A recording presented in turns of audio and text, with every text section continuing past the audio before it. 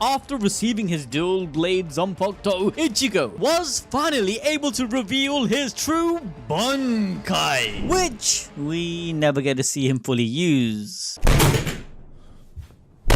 You see, Kubo hasn't clarified what this power actually is. The only thing we do know is that it made Yhwach bricks, and I mean literally, because this man has the most busted ability in not only Bleach but anime as a whole, the power of Almighty, which he succeeded in after his invasion of the Soul Palette. The Almighty gave him the power of balls deep prediction to see the infinite future possibilities and choose the one he actually wanted to happen, basically giving him absolute control over the future. Moreover, since he could see all possibilities, he could attack his opponents directly from the future. This made his actions instant and absolute. He could even destroy something in all timelines, making it irreparable in the present, as he did with Ichigo's Zanpakuto. Yhwach acquiring the Almighty was symbolic of him ensuring that he was securing a future where he is still surviving. Because just imagine, if you knew what was going to happen in the next moment and could avoid any mishaps, you would be content too. Once Yhwach saw what Ichigo was packing and what he could do with it, he pooped his pants and immediately warped reality where Ichigo's Bankai is instantly broken. Like, I don't really blame the guy. Why fight a losing battle, right? But after Ichigo gets his sword restored by the soul of Tsukishima, we still don't get to see his true power.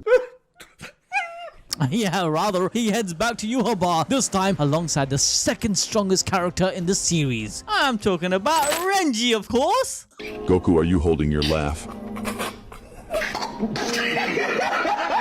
After Aizen keeps the Quincy King at bay long enough, and with the help of Ichigo and Renji, Ishida finally fires the Silver Arrowhead, a Quincy weapon created by his grandfather to temporarily nullify Yhwach's power. Ichigo then goes in for the final blow, as his Zanpakuto breaks again to reveal a sword similar to his original Shikai. And it's here where Ichigo kills the King of the Quincy's once and for all, ending the 1,000-year conflict between the Soul Reapers and Quincy's. But even after absorbing the Soul King and acquiring the all-seeing eyes, he ironically couldn't see the one detriment in his plans: Ichigo's courage, the most important element of humanity. Fear and courage are two sides of the same coin, and one cannot exist without the other. Because humans have the fear of death, they can live life with courageous choices. Even Aizen, a genius, understood that only courage, or at least the fear related to it, could allow growth. Yhwach was the personification and culmination of all the despair Ichigo has endured and overcome in his life, and he did not believe Ichigo could overcome this despair. Yhwach was confident that Ichigo could not change the future when he was blind to all the possibilities. But again, he lied.